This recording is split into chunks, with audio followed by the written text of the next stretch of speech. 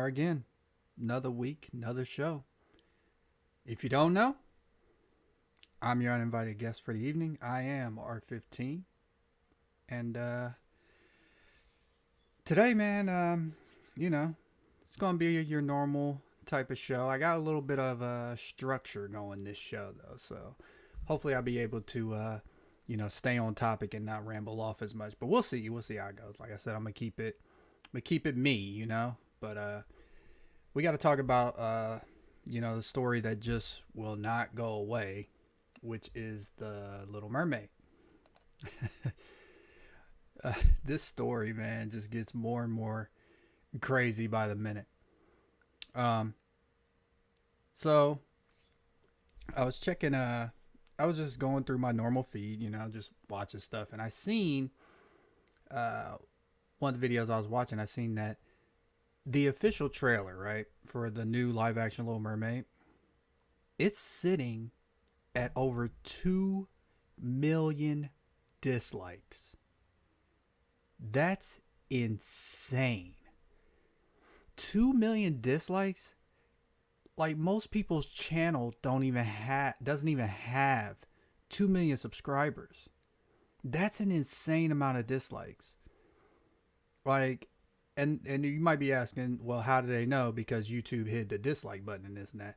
Well, there's some kind of browser add-on. I don't know if it's through Chrome or if it's through something else, but there's some kind of browser add-on that lets you bypass that. Now I think whatever the browser is, they said that they're going to fix that issue so people can't see it, so they can hide it, which I don't think you should hide it. Why are you hiding? Because people dislike the stuff that you just think is good. Like, I don't get it. I think feedback is important. And yeah, but there's a browser add-on that you do, and it'll show you the dislikes. And this is sitting at, well, it was sitting around 2.1 million dislikes, but that was a couple of days ago. That was like 2 days ago. So now it's probably like, I don't know, it's probably over 2.5 now. I don't know. I haven't gone and looked, but 2 million dislikes is insane. People are pissed at this.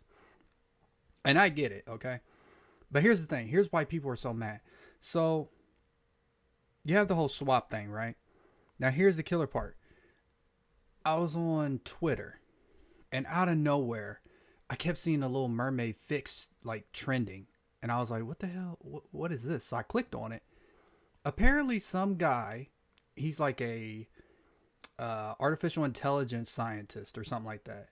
Well, he took the trailer, and he said he fixed it, but all he did was turn Ariel, using this AI technology, he turned her back into a white girl. And I'll play a little. So here's what we'll do. I'll let y'all check it out. So I'll go ahead and play it so y'all can see it, and then I'll come back and talk about it. So let's do that. I could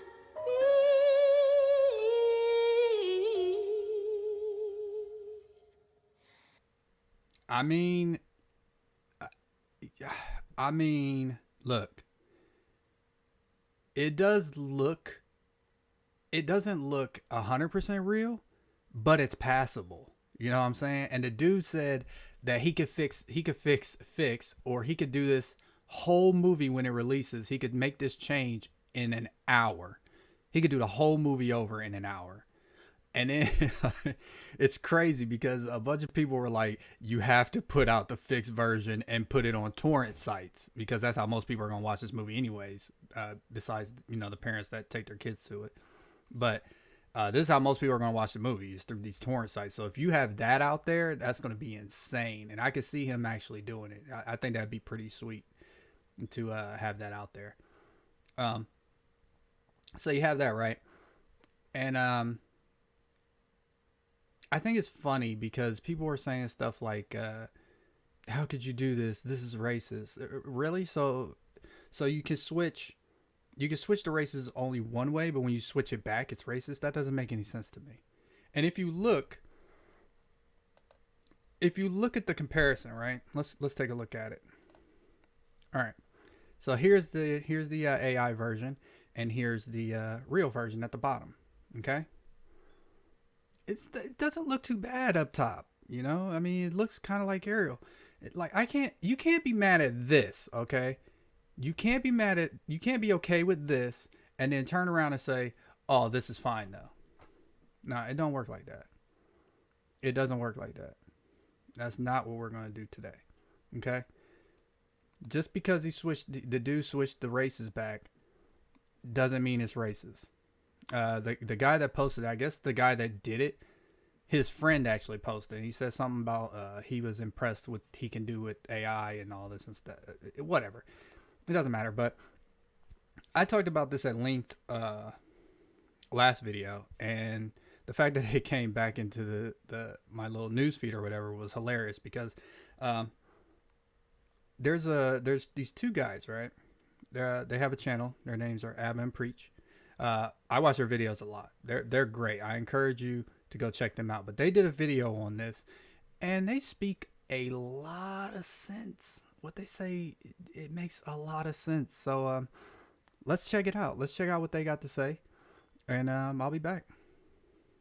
And my stance on this is the same one I had when we talked about this 3 years ago, which is I'm not mad at the idea of representation. I'm not mad at the idea that it's kind of cool to have Disney characters of all races, walks of life. I just don't like it when it's forced. And I think it's kind of corny to take fairy tales with one race and then just switch them when they have such a not historical, but like there's already a history built with the fans and the viewers and how they view it. It's the same way, like, if I read Harry Potter, and Harry Potter's always been described as a white dude with freckles and a fucking scar on his face and all this stuff, and you change the race for the live adaptation, I'm gonna look at you funny. That's it. I prefer it if you want to create this whole idea of representation to just create stories that have black bases as characters, right? Nobody got mad when they looked at the Black Panther stuff and they saw nothing but black folks. Nobody got mad when they did a bunch of other live action movies and had black people as leads because that's how the stories were originally written. And it doesn't have to be stereotypically black either. They could be characters who happen to be black, and it's not because like they speak with Ebonics or whatever. They can just be regular too. So I'm not against that. I just don't like the retelling of old stories with like race swaps or gender swaps. My preference is tell great stories, stories that have always been black, and that always, if that was at the center of it, and show that to the young generation so that they can see themselves in it. I'm all for that. You know what I'm saying? I'll say this. Do I believe that the scientist did this because he felt like gingers were being? No, I don't think so. I think people saw the race swap and they got mad. So could you see that as being maybe? You can certainly make the case, and I wouldn't fight you on it one way or the other. I'm not fighting that. But considering the fact that like gender representation's a thing, and you guys just swapping these things, I can understand why some people are bothered by it. You can't make the argument like, oh well, it's just a fictionist character. Why would it matter? And then also say, well, black people feel represented. Obviously, it does matter. You can't have it both ways. You can't say it doesn't matter. It's a fictionist character, and then also justify the reason why the race swap happened to begin with. Okay, so. Like I said, I've been Preach. I watch them a lot. I love their channel. Shout out to them. They're dope as hell. I encourage everybody to go check out their channel. You know, I'll leave a link down below in the description of this video so y'all can check them out or check the video out. Just if y'all just want to see the video, go ahead and check it out because the video is much longer. I had to cut it down, you know, for time and all that. So, but it's dope. But Abba makes a great point about when he said you can't say it's a fictional character and then turn around and say, well, black people feel represented. You don't get to do that. You got to have it one way or the other. Like, it's almost like this why is this okay only one way? I said this last show, but why is it only okay in one way? Because if you take shows like, I don't know what shows what shows did I watch growing up? I watched like Family Matters and what if we flip that, huh? I mean, basically that would be Full House pretty much, but pretty much. But what if you flipped it? People would have a fit about it. What if you took Married with Children and flipped that to like a Japanese family or a black family? Like, people would flip about that. I love Married with Children personally. It's one of my favorite shows of all time. What if you took like Martin and flipped that, or Friends and flipped that? It's stupid. It makes no sense. It makes no sense. And I don't care if it was one way or the other. I would have a problem with it either way. Like, if you go back and you look at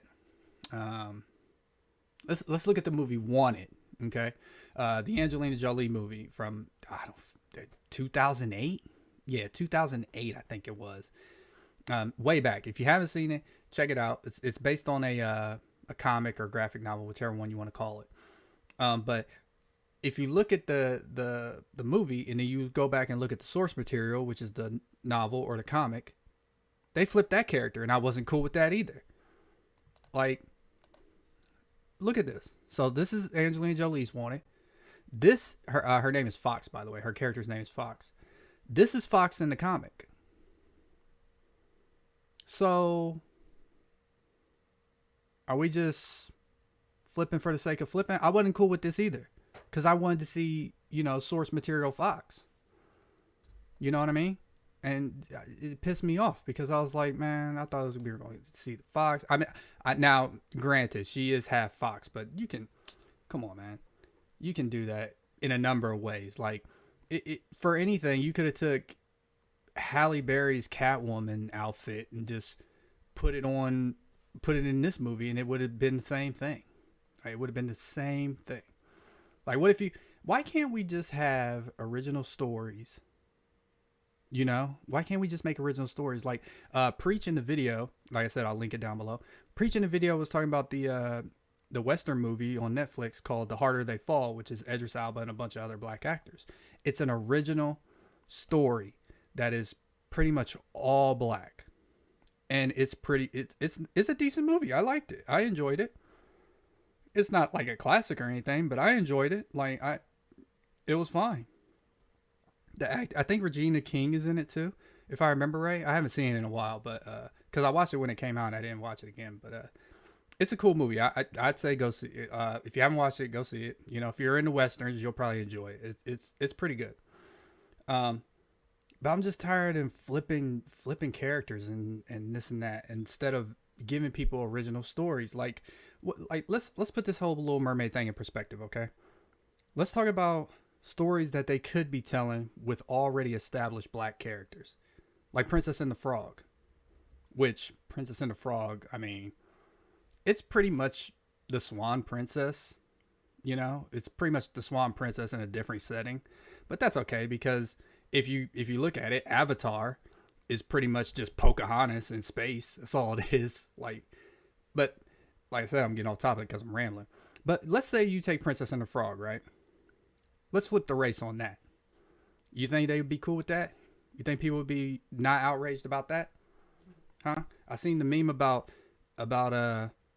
Ryan Gosling playing Black Panther, which is stupid. I want Ryan Gosling to play Silver Surfer myself, but but these swaps are just lazy, man. Just come out with original stories. Here's the killer thing about this whole Little Mermaid. Here's the killer thing. I'm gonna show y'all something, okay? Now, a lot of y'all might not know because, some people might be a little bit older than me. Some people might be a little bit younger. Some people might not have been up on Disney back in the day and this and that. But back around, I think it was 91, 90, one of the early 90s. So I'll say 91 through 94. If you don't remember, The Little Mermaid had a TV show. Okay? And then we got this character. We already had a black mermaid in the Little Mermaid universe. Her name was Gabriella. And Gabriella had her own little partner named Ollie the octopus. And there's Ollie the octopus and there's Gabriella. They were in these episodes. Why couldn't we just have her? Why can't they just make an original story about this mermaid? What's the problem here? That would have been so dope because you get your own, what's better than getting a character that can have their own story, be the main character in this whole universe? Since Disney likes to do these shared universes now with Marvel and all this stuff, why not do this? There was already an established black mermaid that you could have gave an original story to, and it would have been dope because you would have added, not only that, but you would have added another black princess to the lineup of princesses since you're so desperately in need of them, right? Right? Why can't we do that? Why can't Gabriella get her time to shine? Why does no one know about Gabriella is the real question. But there she is. Could have had a perfectly good original story about her. And we didn't get that because they want to just be lazy, like I said, and remake everything. And it's, I hate it. I hate it. I hate it. I hate it. It's so stupid, man. But, you know, at the end of the day, man, this is all really about emotional manipulation. All for the sake of the almighty dollar, pretty much. Like, Disney doesn't care about representation. They don't.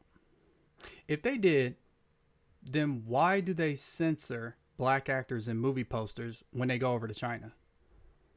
Why do they do that? Don't believe me? They censored, what's that dude's name? Here, I'll pull it up. Here we go. Look at this. They censored this guy, John Boyega, I think his name is, right? They censored John Boyega and put him way down here. Look at how far, you can barely even see him down here, right? Barely even see him in Star Wars, right? They never even showed Black Panther without his helmet on, as you can see here. Like, that's bullshit. That's how you know Disney doesn't give a fuck. It's all about the dollar. And to tell you the truth, the real sad part about this is it makes black people seem like it makes it seem as if the culture doesn't have like its own stories, or like it's incapable of creating original stories. How about instead of race swapping existing stories and existing characters, how about we give people with original ideas the opportunity to bring those stories to life? Huh? How about we do that? Like Preach said in the video, it feels like they're giving us like crumbs when they do stuff like this. When they give us characters after they've been like rebooted or repackaged like 70,000 times, you know? It's crazy. Because in a way it does kind of feel like that. And it's like creativity is being phased out for laziness. And that's the real tragedy here. Because once you lose creativity, you're not doing anything but making the same thing over and over and over. And that is boring as hell. And I think that's the real problem here. Is that we're getting too lazy. Far too lazy. Okay, so it's Sunday, so of course, Game of Thrones came out. I usually talk about House and Dragon because I'm a big Game of Thrones fan. Episode 5 recently came out today, and I watched it just before I started recording. Great episode. Like I said, if you're not watching the show, man, you're missing out. But this is interesting because episode 5 is the last episode that we get with the actresses that play Rhaenyra and Alicent. So Rhaenyra is played by, what's her name? Millie Alcock. And Alicent is played by Emily Carey. And this is their last episode. And before we get next week when we get the time jump. I think they're going to jump up like 30 years or so. It's going to be nuts. So yeah, there's that. This episode though, so spoiler warning if you are watching or haven't watched the episode yet. It was interesting because you had the I guess the engagement or whatever of Rhaenyra and what's that dude's name? What's the son of the sea snake's name? I can't remember his name.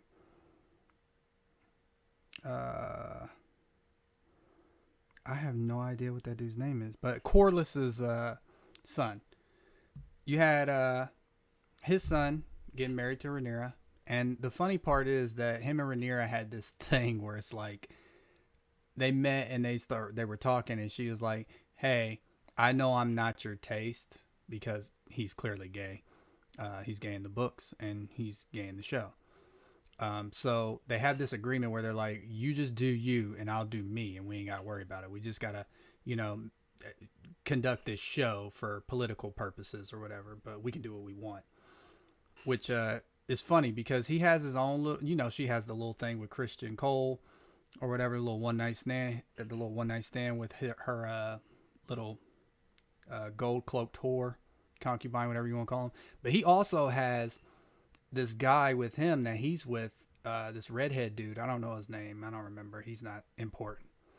But so they come to this understanding, and then they have this big like wedding. I don't know.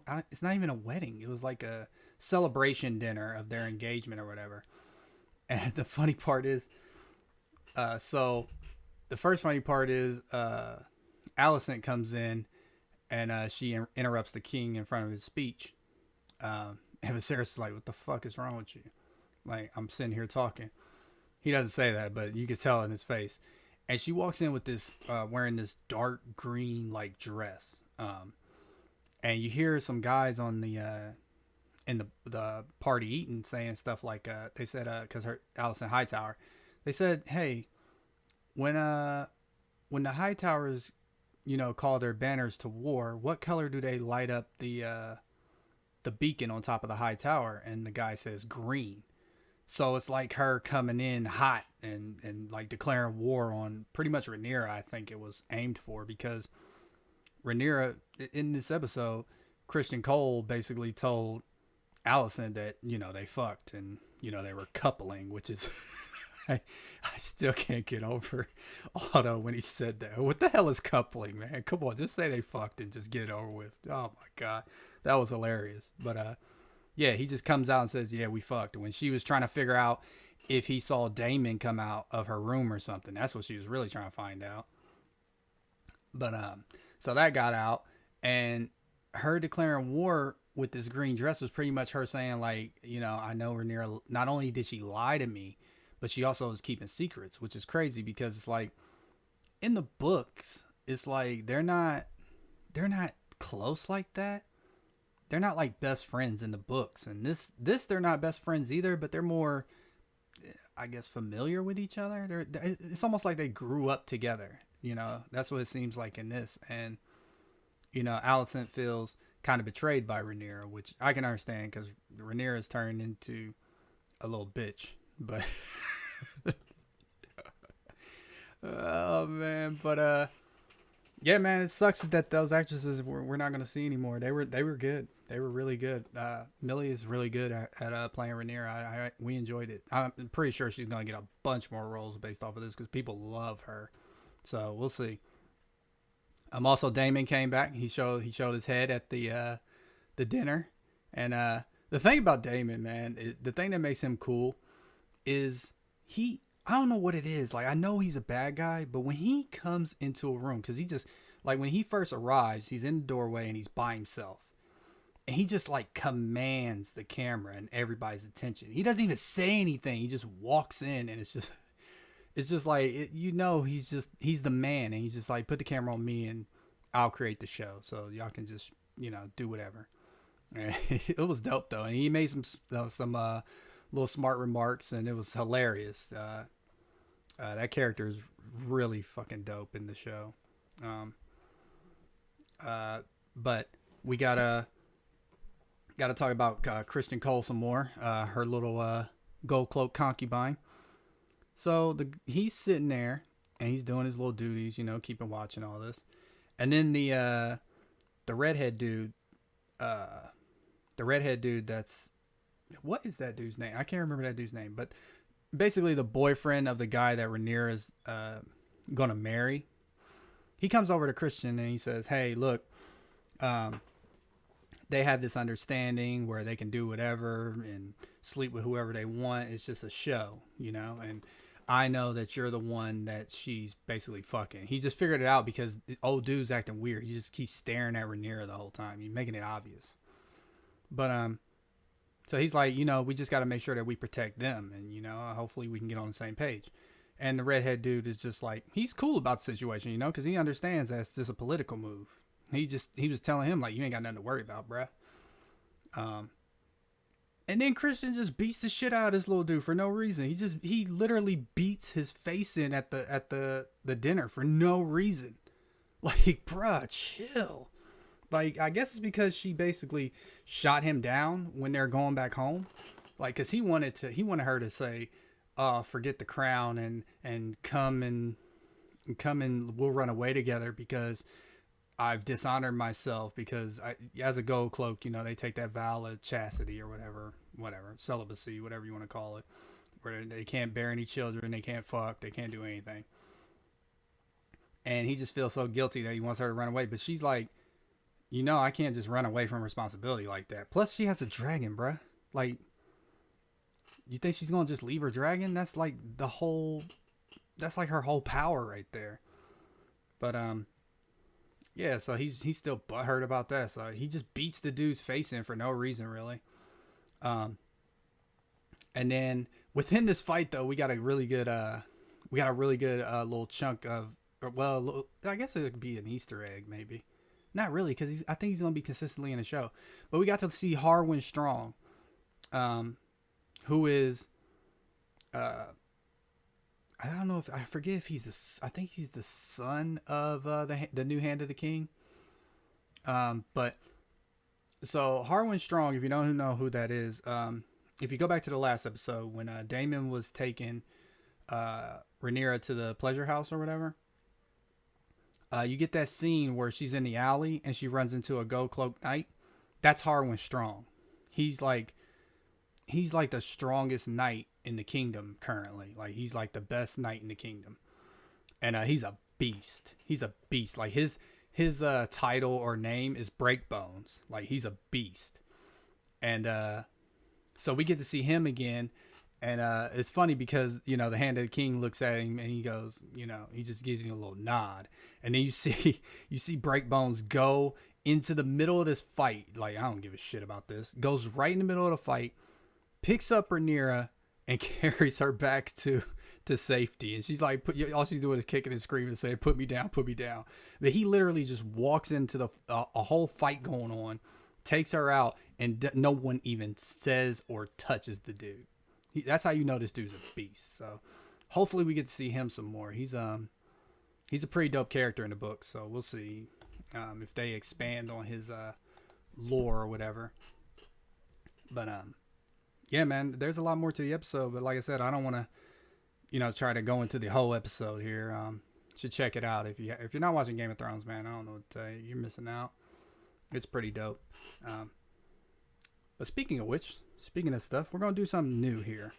I'm gonna try to do this thing where it's like, what I'm watching or what I've watched really, but what I'm watching. I'll give you a show or something.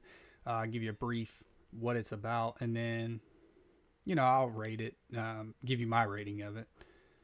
So if you want to check it out, I advise you check it out. So the show we're going to be doing this week is Squid Game. Now, it's a Korean show. I'm going to tell you this though. The thing about me, and I know it's hated in a lot of these communities, but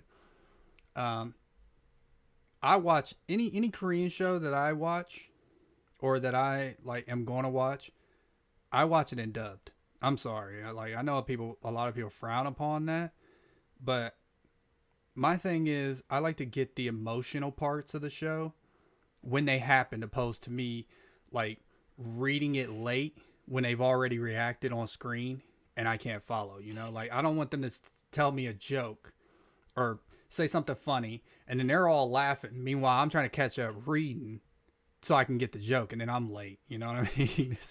It annoys me. So any Korean show that I watch or any foreign show that I watch is going to be English dub, just so you know. So we got Squid Game here, which is a very good show. I'll give you a quick rundown of it. So the description says hundreds of cash-strapped players accept a strange invitation to compete in children's games. Inside, a tempting prize awaits with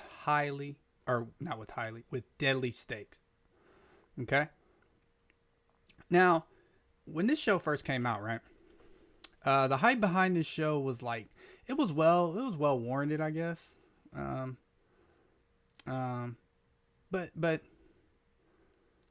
But now here's the thing. I do think that some of the hype, or that the reason why this show got so much hype, is because the people that were watching it, this is their first introduction. This was their first introduction into Korean shows. I think that's why it got so much hype because it was something new, it was something fresh, what I've been talking about, right?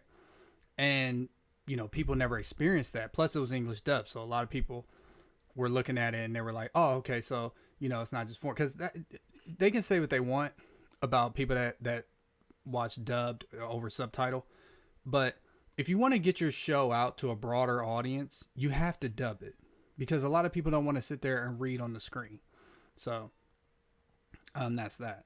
But it's still a great show. It's still a great show that I highly, highly recommend if you haven't seen it. I'm currently watching it right now for the second time. So this is what I'm watching besides the weekly stuff like House of the Dragon and stuff. So this is it right here. Squid Game.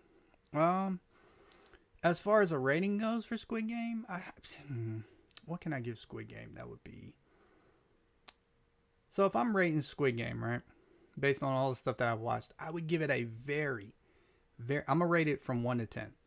So I would give it a very, very, very high 8.5 out of 10. That's what I would give it. That's what I would give Squid Game. 8.5 out of 10. Definitely go and check it out if you haven't seen it. And if you have seen it, it might be the time to get back into it and watch it again like I am, because they're already talking about season 2. I think I saw something about the director once. He's trying to get Leonardo DiCaprio to come in, which I'm not a big fan of Leonardo DiCaprio personally. I think he overacts, but he was very good in Django Unchained. I'll give him that. But I didn't like Inception. I'm sorry, I don't care. I didn't like Inception. People can hate me if they want to. Whatever. I didn't like Inception. I didn't like Shutter Island. I thought he overacted his ass off in that. He turned into Jim Carrey in that movie. For real. But yeah. So that's what I'm watching. Squid Game. I highly advise checking it out. It's a great show. I'm currently rewatching it and waiting for the second season to come out. And with that, we'll go to another thing. So we'll go to what am I listening to? Because we'll start doing that. And what I'm currently listening to is Chungha Bicycle. That's gonna be the name of this song. So that's gonna be a show for me. Like I said, I've been your uninvited guest for the evening. I am R15. I'll catch y'all next week. Enjoy some of the Chungha. Peace.